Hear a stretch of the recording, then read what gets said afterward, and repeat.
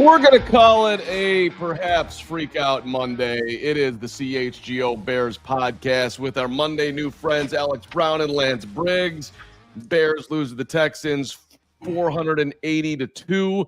Even though the real score was 19-13, it felt closer to that, I think, in my mind. I think in everyone's mind. Welcome in here. Ton to cover. We're going to hit all of it, but just want to remind everybody that next Sunday, you're going to hang out with AB. You can hang out with 55. Come join me and Braggs and everybody else. Woot will be there. We are going to be live at Joe's Bar on Weed Street. $10 to get in, $65 for the drink package, Miller Lite, White Claw, mimosas, Bloody Marys. Stay sober or have a ton of good fun and get yourself home safely. Joe's on Weed Street next Sunday. Gentlemen, great to see you. I'm starting to look forward to this Monday as my favorite day of the week because I get to talk to both of you and I don't have to talk to Greg Braggs and everybody else, although I love everybody. We know this. AB, I see you smiling. Yeah. Let me start with you, and Lance, jump in here. And don't let your partner. I love last night. Am I talking or am I not talking? But the Bears, some of the stats that people have put out there. First time the Bears have had back-to-back games with 205 total yards or fewer since 2017. I mean, we're going back to the Trubisky era. 355 yards of offense through 2 games. Fourth lowest total to begin the season in the Super Bowl era. 67, 03, 82, and now 2024. I mean, these are numbers that you do not want. So after sleeping on it, after doing the show last night, where are you at with what's the I don't know. I assume the biggest concern is the O-line, but how do you move forward if you're the Bears? First, for me, I think first off, you got to just understand the sky's not falling. Okay, it's not over. Like we didn't get the pick wrong. Like there are a lot of things that played into both the first and second game, and you have a good enough team. You have a good enough team that you won the first game, and he had an opportunity to win that Houston game. The feel of coming out of this game is that we got beat by 30, and that's just not the case. It's not the case. I mean, I think every Bear fan would agree that we played pretty bad offensively, pretty damn bad. Now, last week I thought we played better than we played last week against the Titans, but we just played pretty bad. Now, if we can do that, and everybody agree that Houston is a pretty damn good football team, if you can do that and go to their place and play like you played and still have an opportunity at the end of the game to win that game, I think there's a way to look at this where you're like, you know what? There's light at the end of the tunnel when this offense does figure it out. And Luke gets it, or I'm sorry, Waldron. Damn, I said Luke gets it. Wow. When Waldron figures this out, then it's called deja vu there, buddy. I think we got a shot. Honestly, the sky isn't falling, man. We're fine. LB, is the sky falling? Shoot, if you don't put a roof up, all right, your house gonna cave in. Listen, he's awful. If there was one thing that was it about changing, right? Something that would change. Listen, I don't know if you guys watch it, but I'm a big comic book guy. Okay. There's a character in the Avengers named Dr. Strange, all right? He has the green time stone. I would go back in time, just like this. He does this wand there right here, go back in time. I would go back to time into that draft, and I would redraft a little bit. I would make a few changes, all right? I'm still gonna take Caleb. That's fine. I'm still gonna take Caleb, but I'm gonna do some changes. I'm going to draft some offense and defensive linemen, all right? Everybody's going to be mad. Oh, man, we didn't get Roma Dunze. But I'm going to make sure that we trade back and we'll have another first-round pick in the following year, okay? I'm going to draft some linemen. I'm going to protect us, and I'm going to keep Caleb upright and give him more time back there to make some of these decisions, all right? Because if you have a number 1 pick, you got to be able to protect him, all right? You think we need D linemen? What's that? You think we need D linemen? I think defensive line's playing pretty good. I think he hit. I think we're seeing value out of the D lineman. You're absolutely right. Mm-hmm. We're seeing value, but at posed as an offensive lineman, I would think he'd be have a better eye for it. Okay. Mm-hmm. Now, let's go with reality. We don't get a chance to rewind and do all that. I mean, this isn't the comic book. It sounds good, but it's not all good. What we do need to do though is, I think there are too many bad habits that are forming And we're focusing right now on that offensive line. There are too many bad habits that are focused, so we need to get back to creating the right habits and get them into the right habits, and that starts with fundamentals. So scaling stuff back for them. Run blocking, double down, pushing up, pushing those guys, working that way. Hey, listen, let's get to what are our calls when they're going to run games. Pointing out communication, who's got who, and making sure that every player is accounted for in the pass rush and in the run game. So Matt Eberflus gets up there, guys, and you let me know if this would matter to you. As far as the offensive line, he's like, well, look, everybody's got to be better. The running back's got to be better. The tight end's got to be better. The quarterback's got to be better, rather than calling out anyone individually. I mean, he put everybody in there together, and that is the Flus's way. But these guys know who is playing well and who's not playing well. Would that, if it was you, and Lovey was never going to call anybody out in the media either, but if it was you, would that bug you that the coach is just going to do coach speak and not really say what is actually happening? I actually respect that a lot, honestly. What he tells the media and what he says in that team meeting that they're having today, that's totally different. Okay, what that meeting they're having on the offensive side, like all offense and defense, that's a totally different meeting than what he's saying in the media. What he says in the media, honestly, doesn't matter. Like he's not going to throw any players under the bus. He's not going to do that. And that's a sign of a really good coach. Yeah. Don't do that. That stuff is internal. You keep it internal. Right, because you start to open that stuff up, then your house will crumble. Your house will surely crumble if you can't maintain your house. So just like Alex was saying, protect your house. Protect your house. Handle everything that you need to handle behind those doors. I'm sure that when he goes from that microphone and saying, "Hey, listen, we all have to get better," he's going right back in that locker room and going right to the O-line coach, to the players and saying, "Listen, we can't have that crap. All right, you missed on this play, and this play. All right, we're gonna get that all worked out come Monday, but it starts with me." Yeah, okay. We're a good football team. I mean, I think that has to be the caveat.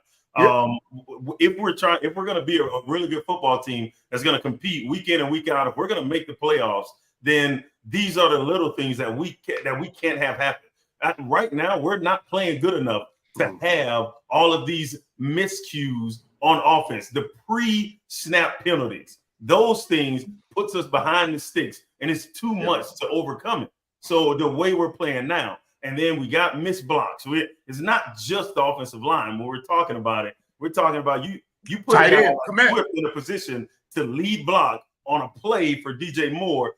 It's holding. So now you get put behind the sticks again. You got a play where Cole Kmet misses a block. You get the number one quarterback. He get hit in the back of the head. So like these, Darnell Wright didn't have the best game. Okay, what I love that I saw from Darnell Wright, he was the first one over there when they hit Caleb close to that sideline, which I think was a legal play, but he still hit my quarterback a little too hard. I don't like it. Right. It was good to see that aggressiveness because they care for him. I tell you what, there would be a real problem if nobody came over there when he got hit on that sideline. Seen it before. Well, we've seen it before. So, and that's fair that I think Caleb has done, a good job of getting the locker room behind him as a rookie. Four false starts. Thank you. That's the most since week 4 of last year. So it's not just can't block anyone. It's they're not on the same page. We can't go back to training camp and redo this, which I don't know if that's where whatever the issue is, it ain't good. Let me ask you this, though, as far as the locker room. You've got Cole Kmet talking to Brad Biggs after the game yesterday saying that we need to figure out what our identity is on offense. The same thing with DJ Moore. These guys are calling out, what in the world is our identity? Is that for you guys, like looking at offensive players, wondering what the hell the identity of the football team is right now offensively? That sounds concerning to me. I think he's right. They are trying to find identity. You're talking about 2 games where the offense isn't putting up points, and you're talking a game that in the win, the defense and the special teams scored. The offense did not. So yeah, I think they're absolutely right to say that. But you get into a situation where the NRG stadium is, they're booming, they're rocking. They have a championship caliber team. They have their quarterback of the future. So it's a tough place to play. You have two tackles that are on the outside playing some of the best pass rushers on the edges that they're going to see this year. Mm-hmm. And we have to have an idea of how we want to do this count or how we want to snap this ball, because their eyes are focused on those outside rushers, not inside looking for the ball being snapped. So they have to move when they see the defensive guys move, which puts them at a disadvantage. Mm-hmm. Okay. I believe that some of the problems that our tackles had against those pass rushers were because we weren't in sync on knowing when that ball was going to be snapped. Those tackles anticipate that ball being snapped, and they get that quick jump so you can get a jump out on those guys. Those two guys, Danielle Hunter and Will Anderson, those are two of the premier elite pass rushers in the league. 100%. What I'd say for the identity part is Cole Kmet's been here. Like, he's been here for a little bit, right? So for him to come out and say DJ Moore, I think this is his third year, right? This is his second year. Second year. You look at this football team and the core of this team. You got Darnell Wright in his second year. You got Odunze in his first year. You got Caleb in his first year. They're still trying to Keenan Allen in his first year here. They're still trying to figure out how the hell we all work together. Mm-hmm. Then we have to find an identity. So I'm with him as far as finding an identity. But when I look back, if you don't have that identity figured out, why the hell aren't we playing in the preseason games? Let's use this time to figure this stuff out. Now, when you go in a game, you have to know what you do well. And right now, with them asking that or showing that type of energy, it's like, well, maybe they don't know what they do well. They don't know what they're just throwing shit at a board, trying to figure out what's going to stick. And that's not the way to do it. So you got to figure out what your guys do well, and you got to do that. You got to build a game plan around that. And maybe that's not what we're doing. At least that's not what we're seeing offensively, because it's not working, right? To me, it seems like we're trading in one coordinator for another similar type coordinator, and for me, one of the problems that I have is that defenses only allow, offense can only take what defenses allow. So if you're looking at a team where you're saying, okay, last week the interior was the strength of this defensive line, this week the exterior is the strength of this defensive line. Okay, mm-hmm. Are we going to force running to the outside since we're an outside zone team, or are we going to try to maybe run to inside the tackles and kick those defensive ends out? To me, it's just about game plan wise. You know what I mean? Are the OCs are they limited in not only, I wouldn't say game plan, because a lot of game plans are very good, but are they limited in how they adjust to certain things? You know what I mean? I what I see a lot, I feel like offensive coordinators are trying to force something more than they should. This worked in Kansas City, so it's got to work here. With a different personnel group, and they don't find that same success. I think if you play to the strengths of what your team is, and when you find out what your team is, that's when you'll really start to hit your stride. All right, let's continue a little more offense, and I want to touch on the defense here. But first, let me just say hello to our friends at Monster Jam, which is back to Chicagoland, the only place to see the world's most popular trucks and the best drivers. They're coming to Allstate Arena this coming weekend, September 20th to the 22nd. The huge stunts, big air, backflips, crazy skills, all-out racing, head-to-head battles. You want to be there. Experience big-time family fun at Monster Jam. It's the most unexpected, unscripted, and unforgettable motorsports experience for families and fans in the world today. Monster Jam, Allstate Arena, this weekend, 20th to the 22nd, championship series featuring 8 skilled athletes battling for the championship while tearing up the dirt. And thank you to our friends at Circa. Do your gambling with Circa, pro, college, the app to bet football, Circa Sports Illinois. It is betting the way it should be. High betting limits, low holds, exceptional customer service. Bet on all your favorite teams. I did it yesterday. Thank you, DeAndre Swift, for going over 13.5 receiving yards. At least I split that one. Thought we were going to get that over on 43.5 rushing yards. Didn't happen. That's something for you over there. Shane Waldron. All right, spreads, props, futures, or in-game, Circus Sports has it. Fun and bet like a pro from anywhere, anytime in Illinois. Download your new bookie today at circusports.com. You got to be 21 or older. Gambling problem? Call 1-800-GAMBLER.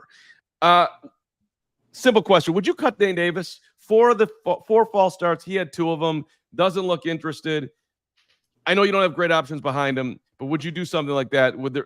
Is there any interest in sending a message to a guy who seemingly right now either A, can't play, or B, doesn't want to be here, something along those lines? I think there has to be you got to go talk to see what the cap implications is if you cut him. There's a lot of factors I think that go in with just releasing a guy that you just signed for that amount. So you got to I'd go look at it, and if it's doable, benching him first might be a fire starter, maybe, but I wouldn't just cut him right off. I got to get his attention somehow. So and then that's everybody. Everybody needs to be at this point where they're fighting for their job and they feel like they're fighting for their job, in that receiver room. I don't think they need to, because they got 3 really good players that are just fighting for time because they're all really good players, I think. On that offensive line, I'm not sure that you have that same thing. I think you got guys that are placed there and they just feel like, okay, I'm just here. Well, that needs to change. Mm. Oh, you cut it. You cut it. I mean, is he a no-doubter Bayless cut? Is he a no-doubter? Right. You know what I mean?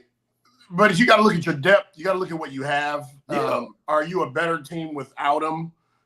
Is there somebody else that we can go out and get, and premium offensive linemen that teams hold on to them. There's a reason why, So, maybe moving him, I know he's only played right guard, but maybe getting Tevin and Darnell on the same side gives us some strength as far as where we can run the ball. Even if defenses know you're going there, we can still run the ball there. I think a shakeup of some sort and getting, and like I had said before, getting back to creating good habits. We have to start with one day of having a day of good habits from our offensive line, picking up everything we're supposed to, blocking everyone we're supposed to, and then carry that over to the next day. I'm not sure, man. I don't know if moving him to left is gonna. I'm not gonna move him from his supposedly strong position. What? Put him at a new position. So what? Moving from a strong. There's nothing strong about him in that position. No, what I'm saying is that is the position that he believes he is most comfortable at, and he's getting the brakes beat off of him. So if I'm gonna move him to left to something that he's uncomfortable doing, maybe he can do something he's never done before. In even more danger. The reason why I say cut him, because he doesn't strike me as a dude that, okay, you're a backup now. That dude's one play away, always ready. Somebody gets hurt, he's going to race on that field and crack someone. I don't see that in his personality right now. So I'm just saying, like, hey, man, thanks. We swung, we missed. It didn't work. Let me get somebody in there who's going to play with his hair on fire. Now, the problem is, Matt Pryor's the only backup with any experience. 24 starts in his career with the Colts. So, you don't have great options here. Doug Kramer, Bill Murray, Karan Amagaji. There's no way that dude's ready. But at the same time, like, it can't get any worse. I'll say this right here. Let me say this right here, that this isn't – there's a precedent for this, because when we made that trade for Claypool and they saw they got it wrong, they cut him, and we didn't have a whole lot of receivers. Okay, they got rid of him because they got it wrong. And so Ryan Poles, if he believes there's something that's making him keep him right now, because we've seen him do it. We've seen him get a new guy in here, and that guy wasn't working out. They got rid of that guy. And we didn't have a whole bunch of receivers at the time. That situation was a little bit different, because he was more of he had more of a cancerous effect to that locker room too. But it still serves its purpose for your argument. No, for sure. We gave up a second-round pick. We didn't give up a pick to get Davis. We gave up draft capital to get Claypool, and they got rid of him. So I think Ryan, if he thought that he can't do the job, then he'd get rid of him. I do believe that. And look, I spent part of my morning before I gave up because it's just a deep dive, and I can't pick one yet. But I was just looking at everyone's practice squad. There has got to be somebody better out there. I know that I'm not talking about a starter. I'm talking about a replacement level backup who you think somehow can mend in the system that you're trying to do. And Lance, you're talking about, outside run schemes and whatnot. I don't know if you're going to run inside. Should you have Khalil and or Roshan in the game, or even Velus? I'll say it because okay, fine. I know you guys are not in the Velus. You should definitely have Blasingame. Okay, definitely have Blasingame. Him. Obviously if he's hurt, he's hurt. I get it, but it reduces your options. And I don't see the creative want to be a power run team or any kind of power run, in this offense. So it is what it is. You're going to get what you're going to get. This isn't a power offense, though. You look at how they built this offense. This isn't about a power type offense. They want to run outside. They want these type of runs. They want to spread people out, throw the ball to the outside in space right now. Yep. Right. But the key factor to doing everything they want to do is protection. You have to be able to protect. And if you can't, then you run into these issues where your quarterback is either uncomfortable, pressing, missing throws. Quarterbacks are going to miss throws. So on top of that, you put the pressure throws, you put the other stuff, it's a second game. So, I think it starts to become a lot. But a lot is expected to the people that a lot is given. Outside run plays, outside run game philosophies. In my opinion, plays to what I want as a linebacker. Yeah. If you're hitting downhill, you're gaining yards right now. As soon as you get down, you're gaining with momentum. You're going sideways. You're allowing us to find and pick the right angle to go ahead and get you down behind the line of scrimmage. That really plays more to the defense's favor. What was the linebacker name for them? 2022. Yes, him. He made a play. He made a play on an outside run scheme that I was like that was the easiest. It wasn't easy because he's a talented player, but he made that look so easy because we were trying to run east and west, and he's so fast. That particular defense, that is a fast defense. You're not about to run. You're not about to ask your offensive guard to get up and cut that linebacker off. He's not going to do it. On an outside run, not going to happen. Nope. He ain't going to get it. Nope. So, all right, last one in the locker room, then I'll move to the defense. What do you think's going on in there right now? They want to get it fixed. They're all professionals. They want to get it fixed. They believe that they're a good football team. I don't think that they are that far off of being looked at as a good football team. This whole NFL thing is crazy. Last week, everybody was on board with, the Cowboys are back. Get out of here. They got their asses whooped. And then they get blew out. Everybody's super quick to make a decision on if this team is good or if this team is bad. This team right here, to be able to go down to Houston, we lost the football game. There are no moral victories in losing. I totally get that and totally agree with it. But when the season started, this game was a loss already. We didn't believe we'd win this game.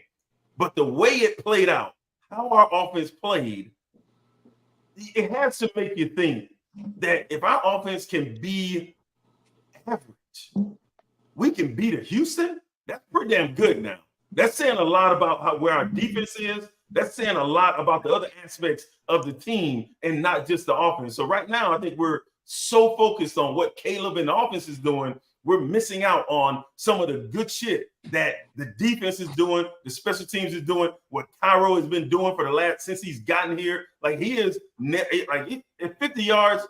Let's go. He's knocking it through. Just got to be careful not to allow culture to set in. I saw some players, DJ Moore in particular, that look a little fed up. Look a little ticked off during that game. Yep. And so there's a.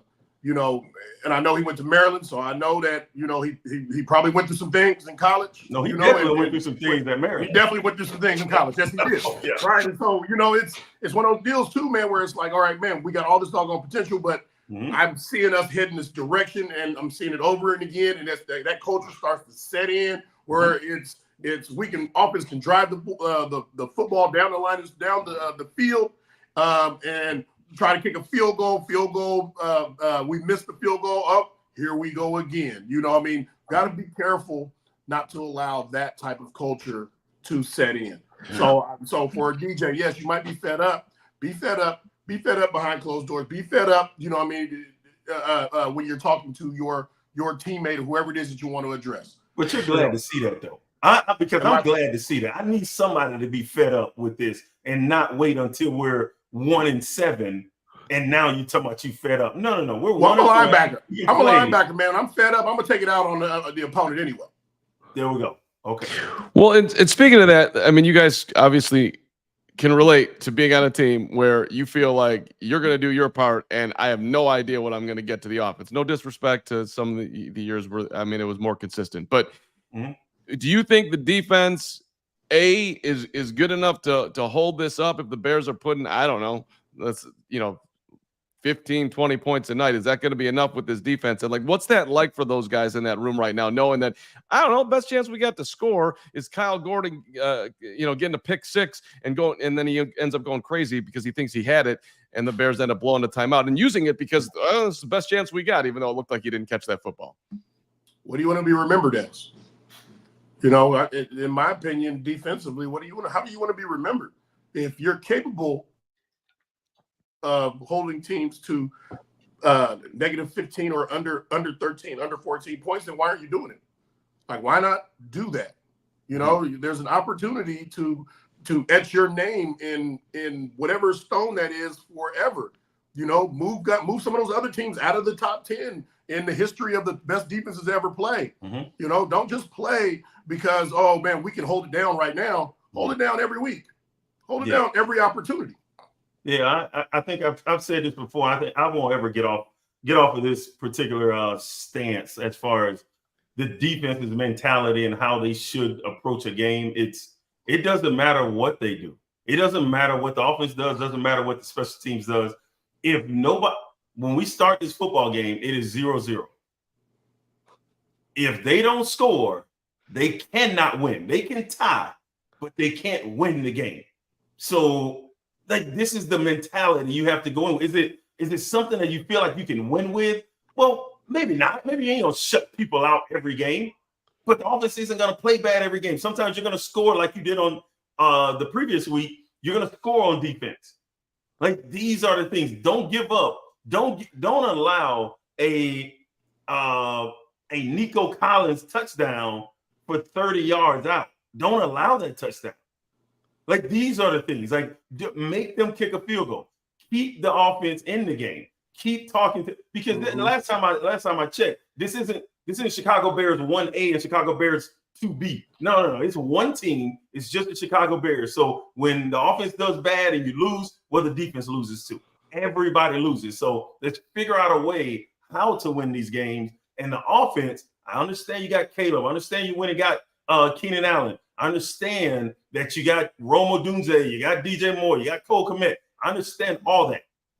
I watched the San Francisco 49ers spend $100 million for Garoppolo, and in the NFC Championship game, he threw the ball 8 times because it does not matter how you win. Just win the football game. Well, and look, they're playing the Colts this week. Packers threw it 14 times yesterday. 14.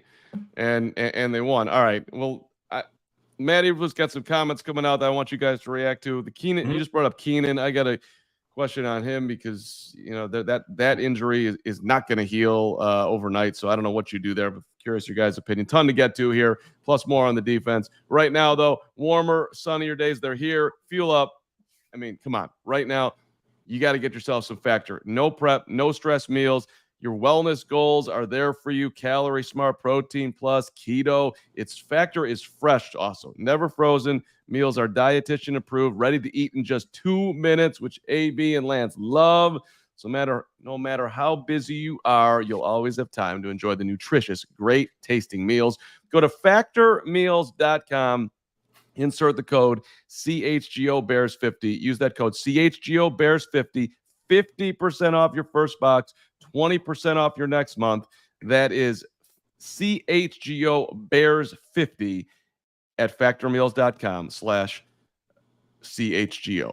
All right. So 50% off, 20% off your next month. Get it done. It is a beautiful thing. Factormeals.com. Get her done. Get her done. Use that code CHGO Bears 50, factormeals.com. And Ray Scarpelli, our guy up at Chevy, shout out to you and the phenomenal team.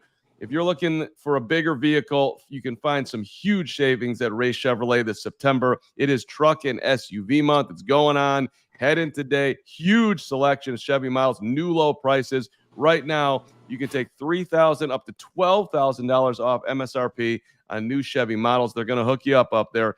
They love you, our CHGO people. Cruise into fall your own way. Shop over 125 of their vehicles priced under $20,000. If you're not looking to spend the huge bucks, they've got everything for you. Shop truck and SUV month all month long by visiting Ray Chevrolet in Fox Lake or raychevrolet.com. They've been serving the community since 1963. Together, let's drive. All right, so here's Flus, guys, on the Bears offensive line troubles. Quote, comes down to the combo blocks, the perimeter blocks, crack blocks. We've got the guys, we've got the coaches, we've got the players. We just have to be better about the details. Is that fair? Comes down to details? Is that an accurate assessment, or is that coach speak, or both? I think it's a little bit of both, honestly. I think when you watch the games, the question is it physical that the player just can't do anything? Like, this guy's just better. You know what I mean? Is it that, or is it my technique? Am I losing this battle because of my technique? And that you can fix. You're not finna go out and get this guy, okay, you're gonna be 100 pounds stronger this week so you can actually move this guy. No, that's not gonna happen. That's off-season type stuff. So what you have is what you have, and now you got to figure out if it's just talent or if it's technique. And I think it sounds like it's technique from what Coach Eberflus is saying from what you just read. Yeah. It sounds like it's technique more than it's talent-wise. So they better get their technique right, because I see a lot of plays that it damn sure doesn't look like talent. And then what are you getting away with in practice that allows your techniques to slide? Mm-hmm. You know, what are we not doing in September that we were doing during the summer? Those summer months, those OTA months of just repetitive grind and shoot off. You know what I mean? Firing off to the right guy. You know, them trying to run games and you passing off that D tackle on the twist and picking up the other one. What is being allowed right now from a fundamental standpoint that's allowing, you know, all of these miscues or the details to be fudged? Mm-hmm. Yeah, and I actually wonder, like, did you do enough in the summertime? I mean, and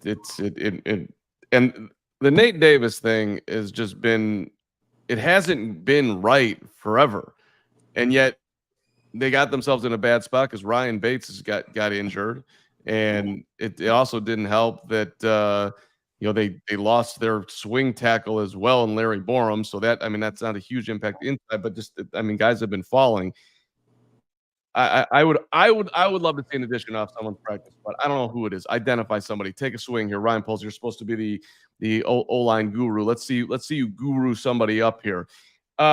Keenan Allen. All right, when it first came out, it was a cleat issue. Now it's a heel issue, which he had last year. That's not going to be ready probably all season. So what do you do with a guy who's super valuable to you, but the best plan might be to not practice him all week so he can get through the season? So then he's missing reps, and you can't. But like that is a tough formula to figure out. Alex is a little different. He's a little different than I was, you know, and very different. Right. Very. You know what I mean? And I'm not even gonna get into awards wise, but listen, you know, when you talk about practices, you know, I mean, there was a time where we both took a lot of pride in practice. We didn't miss one practice. For sure. You didn't miss one game, you know. And when we're out in that field, we'll go into to the indoor facility, the bubble, and some of the older guys, they're like, hey, you guys are off, you guys are off, you guys are off. And I'm wondering, like, what is going on? How are you guys not practicing? You know, and you know, Jerry Azuma is not able to practice with us all week long. You know, he'll go through the walkthrough with us on Saturday, but come Sunday, he's got picks, he's got a pick, and he's going to the house. I was like, okay, well, I get it. You know, when you start to get older, those injuries and nicks and bruises, they last a lot longer. It takes you longer to recover. Shoot, man, you know, on our last year, Peanut and I, we weren't practicing until Friday. You know, we weren't practicing until Friday, and you know, it was more than just me and Peanut. You know, but when that game time came around, we were ready to roll. I'd say let's relax a little bit, because he had this injury last year. Okay, he still caught over 100 passes, and he had over 200 yards last year. So he knows how to deal with this injury. I don't think he should be concerned, honestly, that much. He's a veteran. He knows how to practice. He knows how to get himself ready for Sunday. So I don't think there's much concern there, being that he had this injury last year and he still was able to be, I mean, he still went over 1,200 yards. That's not easy to do. And he had a heel, he had 100 catches, over 1,200 yards. He'll be fine. AB, let me poke at you a little bit. More valuable to us on the field and not on the sideline with all these gold chains. For sure. Well, and I'm just asking, like, look, that's true last year, but he had familiarity with his quarterback. I mean, he knew Justin Herbert, where now him and Caleb have worked out, but they ain't there yet. So that to me is the concern. And he may only get one or two footballs a game. See, I don't understand that. I don't understand that. Are they running different routes than Herbert and Keenan? They're running slants. They're running out routes. Caleb has thrown out routes and slant routes to receivers that are faster, as fast. It does not take that long.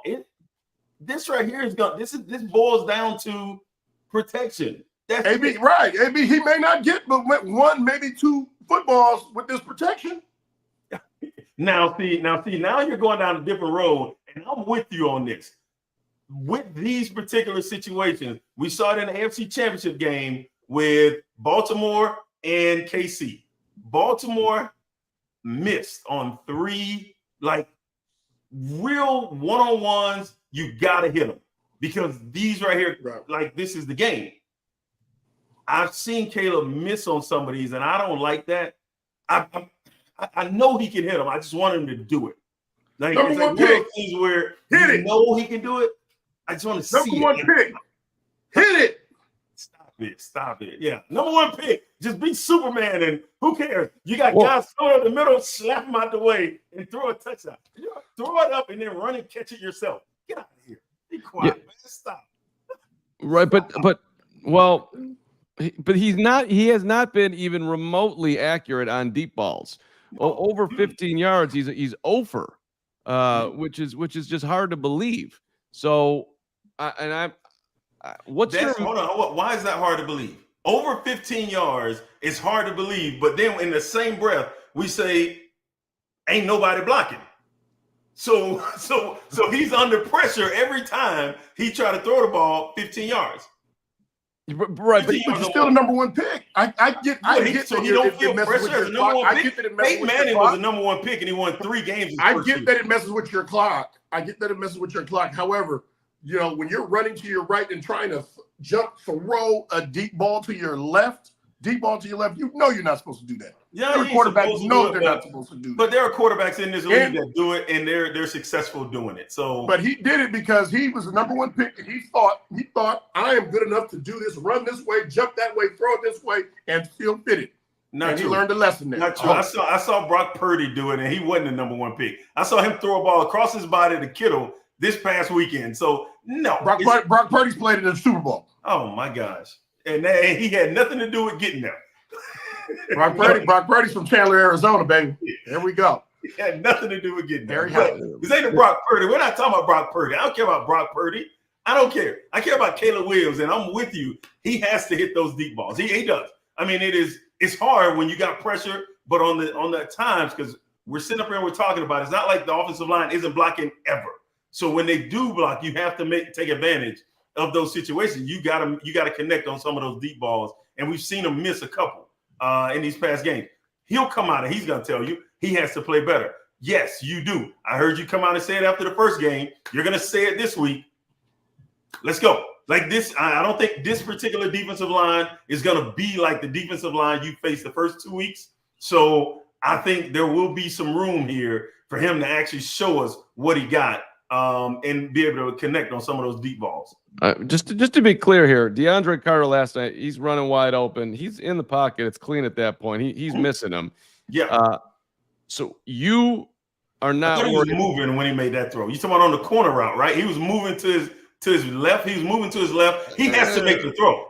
Don't get me wrong, but let's I mean, we're gonna call it. We gotta call it. You can't just say he was in the number one pick in the draft. He has to make the throw. Yes. When I think of number one, when I think of number one pick, I think of Michael Vick. And just saying. Just saying. When I think of number one pick, I think of Michael Vick, man. And he might have had errant throw here. He might have did something there, but he was doing something special on that field. He was making a lot of guys look foolish. You know what I mean? And like you know, like this is what number one pick looks like. All right. Now, I'm just at this point right now, like I'm sure he's going to develop. He's got the tools and all that stuff. But good Lord, we make a lot of stuff up for our number one pick. We sure are. Like, hey, man, hey, listen, he's going to be all right. Hey, he had a few bad throws. Hey, he had a few bad throws this week. He had a few bad throws last week. All right, but he's going to get them. You know, I believe. Well, get him then. I'm with you. Get him, but this isn't his second year.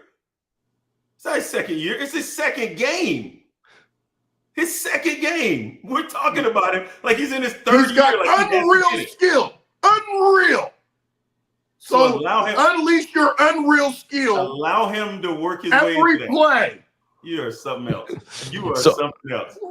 So you are something else. Well, and I think this is a good message on both sides because Lance is having some fun, and I'm just asking the question. And Bears fans, and you guys know this, we are not good at really understanding what's going on with the quarterback and how much people should be overreacting or underreacting. There, I mean, people, and well, LB, you were on that train the whole way too. Like, I mean, there was a faction of Bears fans that would tell you to this day that if they had supported Mitch Trubisky, right, that dude was going to be the guy. And there will be people that will say the same thing about Justin at the end of time. And now you got people freaking out about Caleb two games in. And there's the other side of it that we're talking about. Well, don't freak out, but he's got to be better too. Like, it's all in there. Mm-hmm.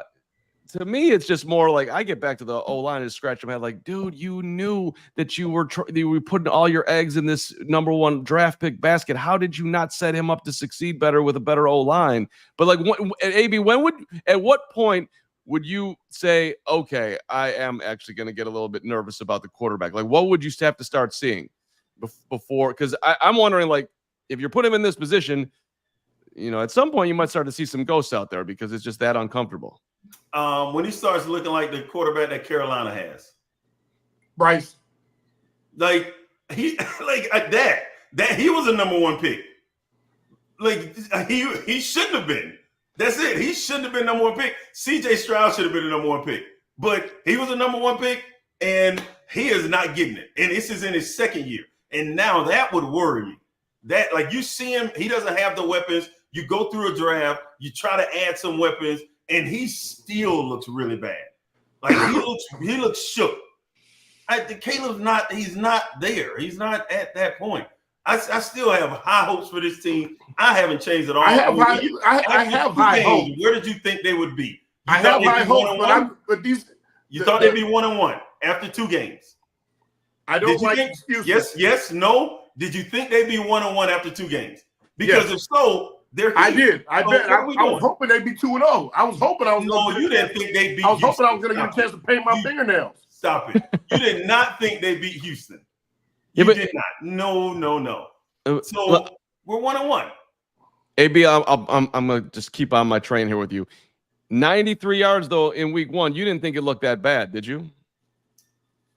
Yeah, I thought the offense looked really bad. No, but you didn't think it would go in. Like, if I told you, hey, this is what's going to happen in week 1, the Caleb's going to throw for under 100, and it's going to take a miracle of all miracles for them to win that football game, you would have believed that, or you would have been like, I think it's going to be better than that.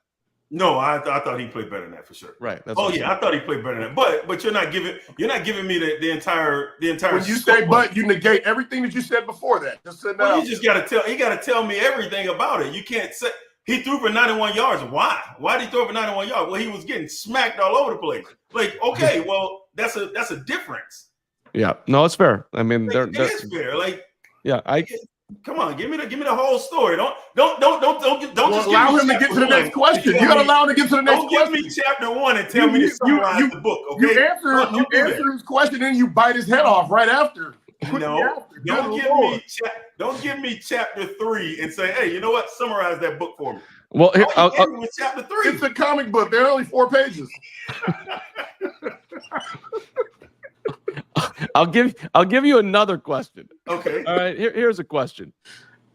You have the team the Bears are playing, and there's a quarterback throws a ball to a receiver who makes a catch right in front of you, and it's the second quarter, and you throw your challenge flag that ends up costing the team a timeout, and then you tell the media afterwards that you got a great process.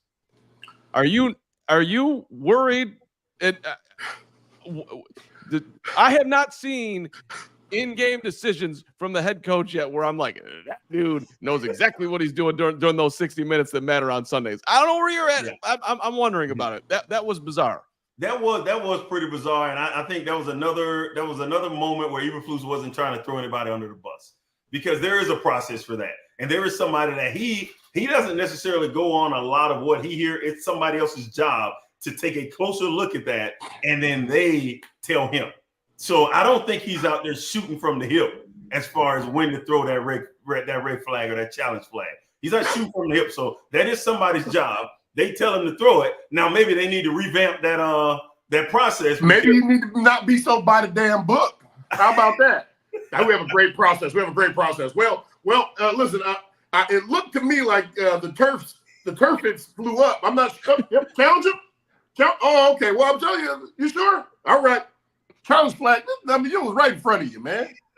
The turfits kicked up. Listen.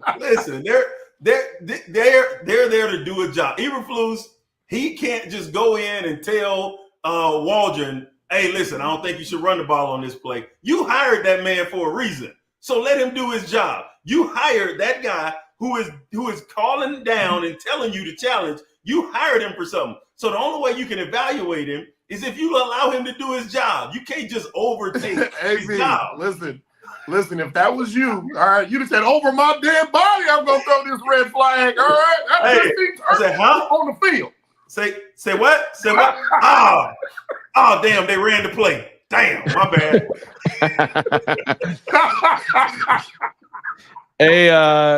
Tom Pelissero is reporting, by the way, on the Carolina thing that the Panthers are benching Bryce Young, and they're going to start Andy Dalton this week, which matters, by the way, because the Bears, I think you would have rather seen Bryce Young when he comes here, not Andy Dalton, which I don't want to get us all freaked out by the fact that we got to see Andy Dalton. We're going to beat the hell out of them boys. Okay. Absolutely. Fair enough. Well, here's another one. Kyler Gordon thinks he had a pick, and he's screaming at the sidelines, and he's going, he's throw the flag, and then Flus listens to him.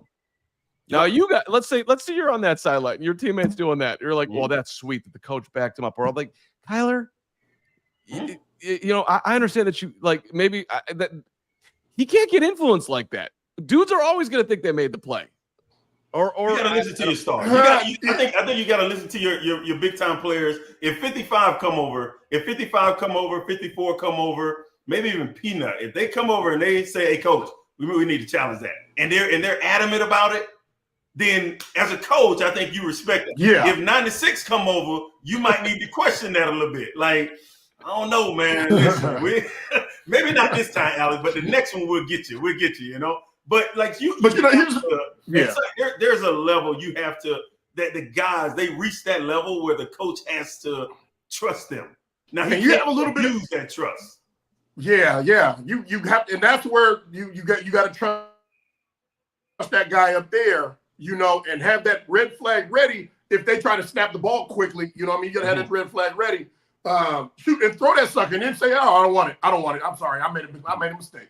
But have that red flag ready. Look up there, get the review, and let us know really quick, really fast. That's what your job is for. I think we got very fortunate in that because there were two very questionable challenges that he made. But then with that game being a one-possession game, nothing came up where we had to we needed a challenge, right? Because I tell you what, we'd be really killing him if we needed to challenge something, a caught ball late in that game that they didn't review, but if you could challenge it just before the 2-minute warning, and he wasn't able to do it. So I'm glad nothing came up. But the Gordon one, I think he lost a little bit of trust with Coach, with his being adamant and saying that he did that it had worked. And then the process on the other one, just gonna be need to look at. It will be need. Hold on. Right. So we're gonna have to look at that process. That's it. Whoever's in that booth. How do you not know that your face is you're on the football and it's on the ground? That's what I'm saying. Hey, at the very least, be like, hey, Greg, I'm not sure. I'm not sure. Maybe. Like, do that. Like, give me a. Hey, it was close. Hey, check it. Right. Thank you. Give me that. Give me that. Don't be out there throwing you like mad clock. Challenge. Now, don't do all that. Nah, because I think you lose that trust on the next one, right? So and he'll think back to that last one where you were adamant like this. Like, okay, now slow down, buddy. Slow down. We're reviewing it. Yeah. From the CHGO Bears podcast to the head coach of the football team, your process needs to improve. Get somebody in that booth who's elevated at doing that in the moment, because you guys can be better. All right, I think it is time. Professor's got his hat on today. He's got his new CHGO hat on. I think we can all let's all sit back and go to class, because the professor is here. And you got on the professor's glasses. I know that much. That's right. I might have to I'm going to sit back here as Lance Briggs is ready to give us his week 2 grades. Let's go. This gonna be. Let's rock and roll. Wow. There will be no surprise with that offense, guys. You know that. Listen, offense is going to get an F. All right. There's another week of inadequate production. All right. Oh, shoot. Can you put that back up there? Put it back up there. I missed that. There we go. Yeah, defense, I gave an A-. I just really thought it was, even though it was a tale of two halves, you keep them to 19. You keep that team right there to 19 points, 310 total yards, and kept them under 100 rushing, kept them just over 200 in passing, and we created some opportunities at the very end of the game. Special teams was pretty good most of the day. There was a muffed kick. That's what brought that down a little bit. In coaching, obviously, the process gave you a D+. I can't really quibble with any of that. The process, yep. There was a process that I went through, and at the end of that process, I realized you deserved a D+. AB, I see you nodding but shaking all at the same time here. Because he wants F is he wants to find a reason means, to disagree, but he actually. Well, I mean, I'm gonna say it here. The F means that you can't get worse. Like, that is, unless you say it's a high F or something, because the offense played better than they did last week. So they can't. Do they have the same grade?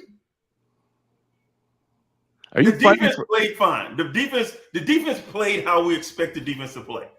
The special teams, I would actually give an A to, because they didn't do anything to hurt the team, and every time there was a muff kick. Then we got it back, but you got to feel it clean.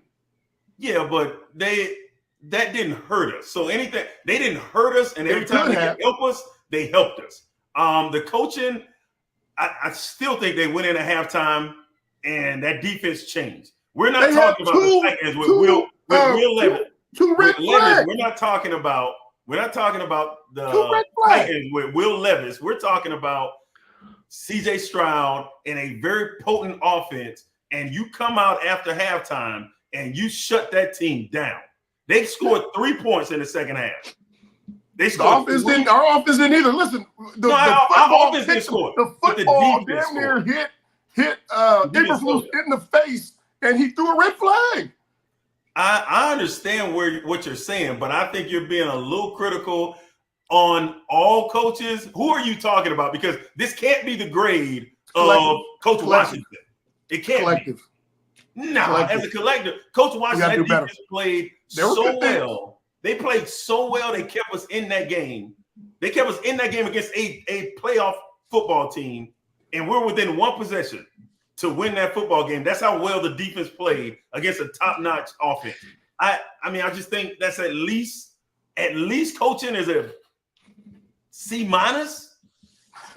At least. Good Lord. All right. Hey, teams coaches did well. Defensive coaches did well. Offensive coaches didn't do well. All right, everybody get a D+. All right. Hey, AB, the professor will take your opinion into consideration. All right. We'll get back to you. You'll see it when we post it on social media. Here you go. Change nothing. All grades are final. That's the professor. That is the professor in college that you knew you can't go to get that extra credit. He's looking at you like, hi, how are you?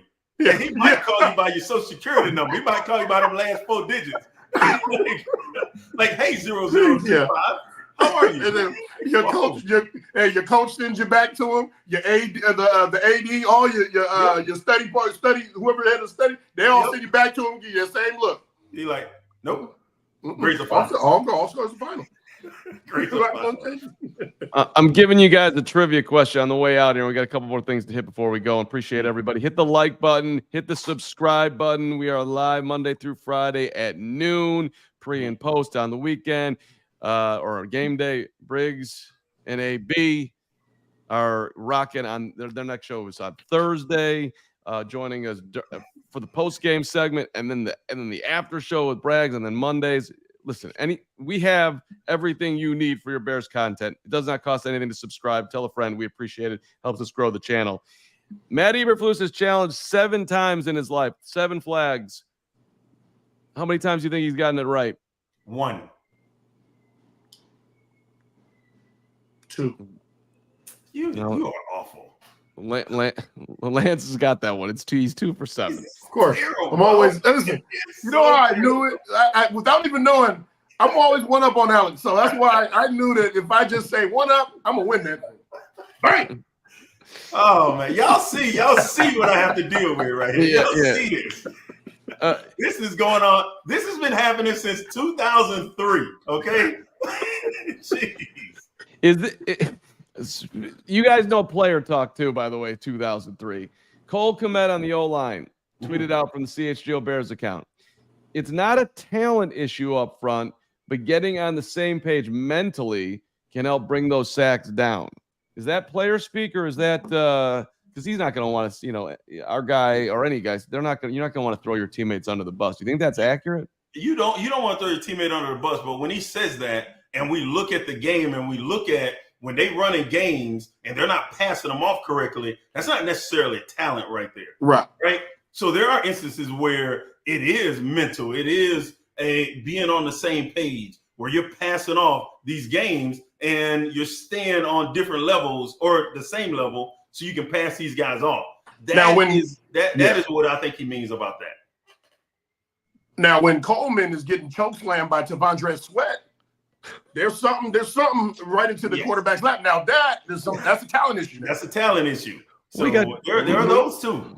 He got walked back this week too. Here's a Kmet on struggles running the ball. Quote, obviously want to be more effective in the run game. We've been able to hang our hat on that in my time here. Have to be better playing as one. We have to show up fast and physical. Now, that to me sounds like, if you want talking about showing up fast and physical, that to me sounds like play calling. Am I missing something here? I don't know. I wouldn't necessarily say play calling. Let's say defensively, you can call cover 1 or cover 3 and be aggressive. You can call an ISO run and be aggressive. The call is, to me, is less important as opposed to how you execute it. You execute that play aggressively, then and that's what we're talking about. Bring that energy, bring the spark. Yep. Okay. Run the ball. Matt, would you do – we'll talk a ton about the Colts come up late as the week goes along and you guys are back, Briggs and Brown, on Thursday. Would you employ, though, for one last question on that, would you employ the Packers strategy against Indy? I'm going to run the ball. I'm going to run it a ton. I'm going to let Caleb settled in a little bit here. I'm going to max protect. I'm going to go 2 tight ends a bunch here, at least. Certainly have one tight end there. Well, every team doesn't have the same. Every team doesn't have the same personnel, so you got to make sure you understand your personnel. But on the same hand, on the same token, we know this is a copycat league, right? So if one thing works one week, the next team is going to try, and it's the same way against us. Whatever works against us and that beats us, people are going to try it until we show that we fixed it, right? It's a copycat league in that manner. Yeah. So yes, I would definitely look at that game and take some things from that game that we can execute. So I wouldn't just say their game plan is our game plan, but some of those things that they did and they did well, and that put Indy in a bad position as far as blocking schemes and getting up to the second level. Sure. Absolutely, I take it.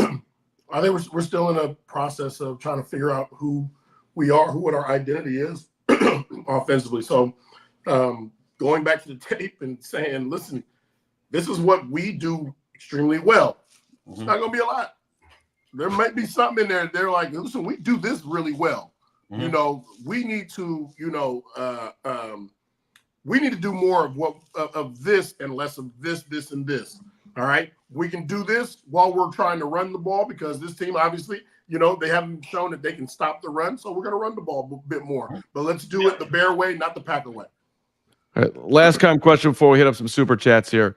Caleb walked into your office today. You're Matt Eberflus. What are you telling him? Oh, man. What am I telling him? We're gonna look at the negative plays, I think, first. We're gonna look at the negative plays, and we'll finish with the positive plays, the positive things that he did from week 1 to week 2. The things that I didn't see him do in week 1, that I did see some rhythm early on in that game. We drove down and got the 3 points right after. And it's situational football, right? They go down, they get 3, you turn around, you go down and get 3. That's situational. You want to make sure you go and you can answer the opposing offense's drive. So I'm gonna show the negative things, but I'm gonna end with the positive, and then let him know there are things that we got to fix up front. But on these plays right here, it'll help if you got the ball out a little quicker or diagnose what they're trying to do to us early. And then these long balls, we got to hit some of these. We got to hit them more times than not. So these are the gas plays, that the big time plays that we're looking for, that we believe you can do. That's why you're here, because you can make these throws. So that's the conversation I would kind of have with him. But that was a spur of the moment. See, I would have had all night to think about this on the plane ride back. It'd have been a little cleaner. Well, it wouldn't take me that long. Well, what would you say? You're are you gonna cut Caleb? I would say, hey, come on in here, big guy. Come here, big guy. Take a seat, big guy. All right. I'm saying, listen, we did a lot to get you here now. We did a lot to get you, all right? Listen, matter of fact, myself, I helped get you here, all right? All right, big guy? You don't know what it's like in Big Sandy, all right? But what we need for you're number 1 pick, okay?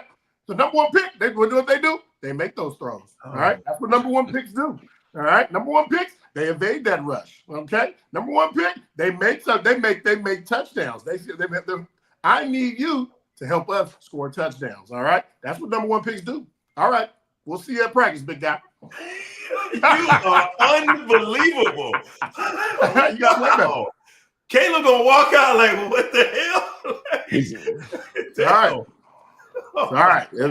Message sent, message received. I'll stand right outside. I'll be standing right outside the door listening to that conversation. Like, Caleb, come on, man. Let's talk, man. Let's go grab a smoothie. Let's talk, man. I'm saying, he on the chopping block, big guy.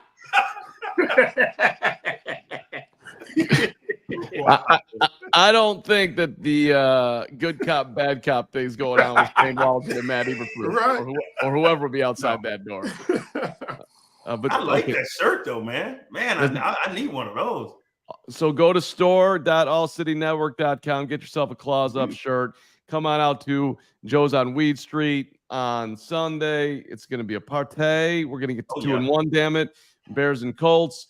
AB, LB, Briggs and Brown going to be there. Bragg's going to be there. Ho's going to be there. Woot's going to be there. I will be there. It's going to be a lot of fun. Come on out. $10 to get in the door. $65 all you can drink. Come on. It's going to be a great time. Hey, I know we got some super chats here. Oscar Styles, $9.99. Ryan Poles needs to be on the hottest of hot seats this offseason for all the bargain O-linemen he got. Not even Pace had an O-line this pathetic.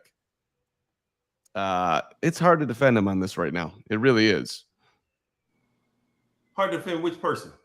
Ryan Poles. Nah, man. Stop, man. Stop. Really? So y'all think the GM should be batting 100? Everybody was cheering when we. He should be batting 100. Come on, man. No, I listen. He's not batting 50 on the O-line. But you can't get what's not there. So you tell me an offensive lineman he passed on. Tell me the ones he passed on that he couldn't. I mean, if Joe Alt would have been there, I think it would have been a different situation. But he wasn't. He wasn't there. I'm gonna bring you a list for next week's show of dudes they could have had. I can't answer. Thank you, because we definitely could have had some guys. We could have traded back. We could have got some. We definitely could have got some guys with that second pick. I mean, would you rather have Skoronski? Would you rather have Darnell Wright? Skoronski hasn't been nails, Noah. So I see that comment. Fashanu, would you rather have him than Rome? I think right now Bears fans might be feeling that way. There's free agent wise, you've had options. Now. It is too late now. All right, who's up next? He's got to be kicking himself on the O-line in a bunch of ways. $10 Zero Demon. Someone help my hangover and tell me we fired an O-line coach. We have not done that yet. Sorry about your hangover, Zero. You'll come correct. Jackie Humphrey, $19.99, $20. Thank you, Jackie. It's only game 2. I'm holding out till game 5. Then I'll make my decision on some things. I think Caleb needs to adjust. Go. Yeah. What do you got, Lance? No. Game 5, that episode 5. That's when Game of Thrones gets good. Season 1. Jackie, that's a great approach, Jackie. Let's stay on the ship. Stay on board. Everything's gonna be just fine. Caleb, we're gonna right this ship. She says Caleb needs to adjust. Just a thought. Although I think he looked a little more comfortable than last week. That's true. I think we teed that up, Jackie. Teed that up.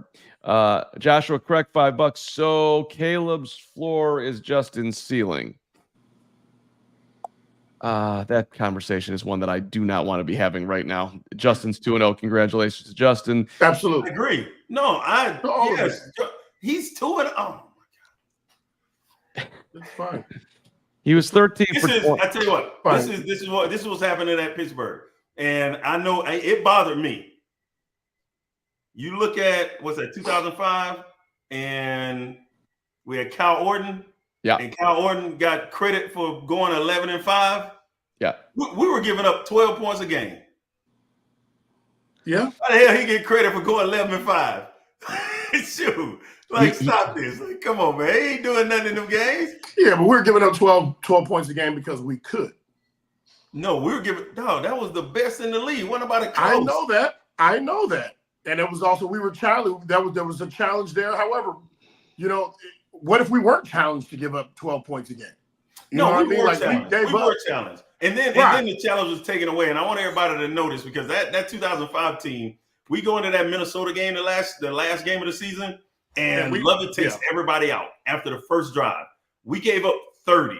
If we only gave up 18 points in that game, which they weren't going to score 18, we would have broke the 85 Bears record for points given up in a season. Damn right.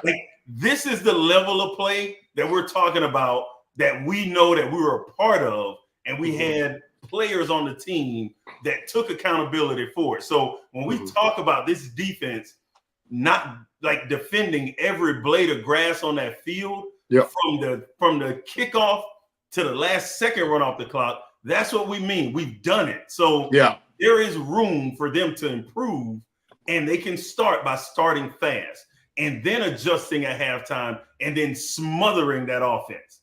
And I think they'll have an opportunity to do it in the next 3 games. They're going to have a real opportunity over the next 3 games. With each and every game. Story for another time, but I think if you kept Kyle Orton, you might have won a Super Bowl. I'm just saying. Stop that. we wouldn't even been there. Stop. No. Oh, God. So the disrespect, the last quarterback that took us to the Super Bowl, the disrespect he gets is ridiculous. Yeah, like, well, come on.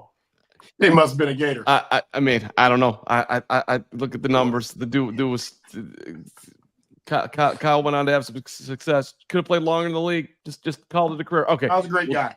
Yeah, we'll have that conversation again, but we need to have that conversation. Okay, Riley Rather, $4.99. What pisses me off is that the green team can win a game with Malik Willis and we can't with Caleb yet. Riley, we got one W, and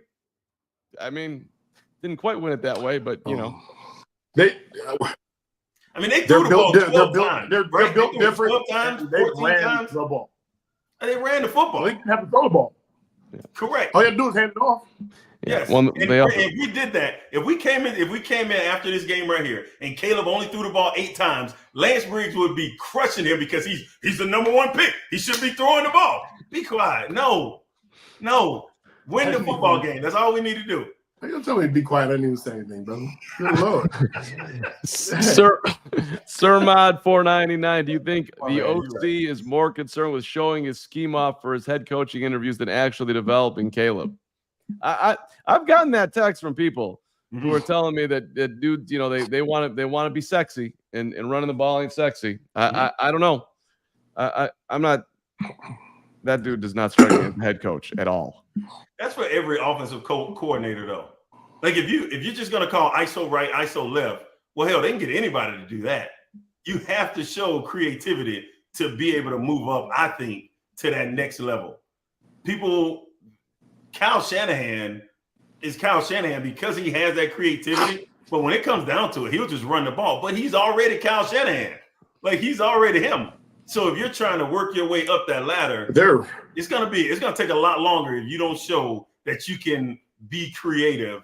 And you look at Nagy. I mean, Nagy creativity over at Kansas City. You got the right players, you get a head coaching job.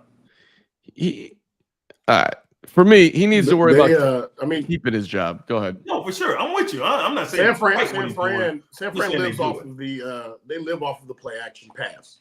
They live off the play action pass because they commit to the run so much. Like they're a downhill team. They do it in a lot of different ways, really unique ways, but they're a downhill team. They're going to double you. They're going to pull you. They're going to counter you. They're going to power you. They're going to wham you, and they're going to get downhill, and they're going to run it down your throat. And so I don't, even though he might dress it up in a creative way, the philosophy behind it is in your face smash mouth football. Mm-hmm. You know, that's smash mouth, man. And some of these coordinators that to me, you know, it's kind of this flash in the pan. It's outside run. It's outside run here. It's throw the ball to the receiver right now. You get him in space. I just don't see the consistency there. I don't see that being a consistent way of running the ball and consistently and taking pressure off, number one, your defense and off any of your young quarterbacks. Mm-hmm. Well, what was the $5 one right before that, Steven, that we didn't get to? I just want to make sure I get everyone right here. AB, can you tell your son, Tyron Stewart, to not to poke people in the eyes? Thank you, Zero. What? Like, hey, we got to stop this right here. We're gonna start returning these $5 on this Tyreek Stevens. Like, come on, man. Perfect. Like, no. And he don't listen to his son. Don't listen to him. His son pays no attention to him. Stop. That man has a great mom and a great dad. Leave me out of it. What are y'all talking about? There's a slight resemblance. We got a slight. We're gonna need a DNA test. Yeah, I see you, Zero. Let's go. Let's go to Malort Made Me, $20. What's up, Malort Made Me? I'm curious about what you all will be willing to give up in order to get some second, third team all-pro offensive line help. Picks, any of our current talent, or do you want to wait until next offseason and pray that Caleb survives? Well, first of all, we got to let the season unfold, Malort. We got to get some people that are out of it. No one's trading that right now. So would I trade in the middle of the year if the Bears were still in it? Would I trade a second, third round pick for an offensive lineman who I thought could help? I would. No, I gotta know he can help. I gotta know he fits what we're trying to do. Right. But I think that goes back to what DJ Moore and Cole Kmet were saying. We gotta know what the hell we're doing. what are we doing? So how can you fill in gaps for players and talent if you don't even have an identity or don't have an idea of what you're trying to do? So you're just gonna bring another confused player now. Correct. So you got to figure out what you're trying to do first, and then I'm all for making the team better, and I think that's Ryan Poles. I think he's all for making the team better. I think he is willing to, if it makes the team better, he's willing to do it. I really believe that, as long as it doesn't hurt the team or the future of the team. I don't think he's going to be the guy that goes and sells the farm or sells the future of this football team for right now. I don't think he'll do that. Well, last 2 years, he traded a second-round pick for Chase Claypool the first year, which was wild, but he was trying to help out Justin. And then last year, he went out and got Montez Sweat. So there's precedence of the last 2 years of him making moves to help the roster. So maybe we'll do it again. Joseph Holman, which I think if I had a bet on it, by the way, I would bet on that because you're not going to want to go into next year's draft with 7,000 holes to plug up front there. So if they can make something work, maybe they will. Holman, $5. Thank you, Joseph. Is Waldron yet another play caller who won't adapt? Awful line play, can't fully account for all the screens, runs to the flanks, and from the gun, etc. I mean, I think we're kicking a dead horse now. Yeah, we definitely need better O-line play. We need better play from everybody that's blocking, honestly. We need better play because you can point to somewhere in that football game where there was a running back, whether it was a receiver, whether it was a tight end, offensive lineman, doesn't matter. If you were required to block, we can point to that position or that skill group and say, well, you missed blocks here. So we have to do better blocking, picking up assignments, and then when it comes to games on the inside, because now we've showed 2 weeks in a row that we struggle with games on the inside. Guess what the next team's going to do? They're going to run games, and they're going to make you show them that you fixed this problem. And if you haven't, then the next team's going to do it. And it's going to become a thing where this is how you beat the Chicago Bears. Well, and that's what happened in week 2. D'Amico Ryans, he doesn't blitz. He barely does. 41% he sent them because he knew that they couldn't handle it. All right, who we got left here? Let's just go through the rest. Thank you so much for all the super chats today. Fix the O-line, 1999. The foundation of our house, interior O-line, has been shoddy for years. We had the money, capital to fix it, but we bought the fancy sports cars instead. Yet we are surprised the house is still collapsing. Poll sucks. Okay, a little on this over the top at the end there. Fix the O-line, but your point does have some validity there. That I think we could rewind time. They would have done something a little different. $5 from my guy Gritty. We all knew we'd be here at 1-1. We hoped it would look different with the way we got here. In the end, we lost by 1 score. Caleb is young. Patience. Fair enough, Gritty. Agreed, Gritty. Agreed. Yeah, we got you, Gritty. You're the man. Matt W, $2. It's wild the NFL hasn't suspended Azeez Al-Shahar. Maybe they will. Yeah. Yep. They should. I mean, come on. It's clear as day. On film, punching a player. Come on. Yeah. Something has to happen. I think it will happen. And he will get a pink slip. He will get a pink slip in his life. Yeah. Something's going to happen. Yeah. Holman back with $4.99 more. Coaching gets a D-. Who's failed to ensure Waldron and the offensive staff prep the players or made any adjustments.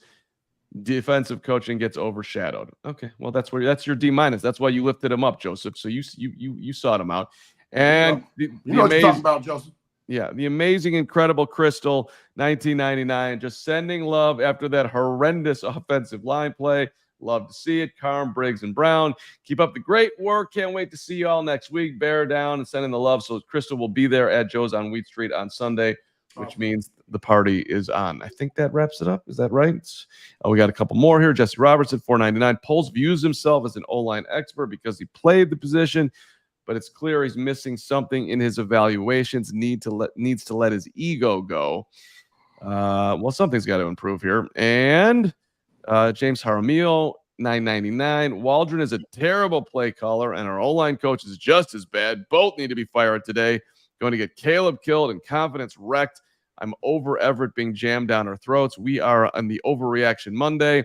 Pizzy, Tola, Briggs, and Brown actually make Carm bearable. That's wow. Nice. That's you don't understand how nice that is. This dude's Pizzy Tola is my mortal enemy. He's wanted me every day. He spends $2 to try and fire me or tell me how bad I am. And today I got a bearable. So thank you guys. I appreciate it. Man, that is harsh right there. But we're glad we're able to help. We're glad we're able to help. All right. Can't wait to see everybody out there on Sunday. Can't wait to see you fellas on Sunday. And fired up for Briggs and Brown on Thursday, baby, as you guys get us ready for the Colts.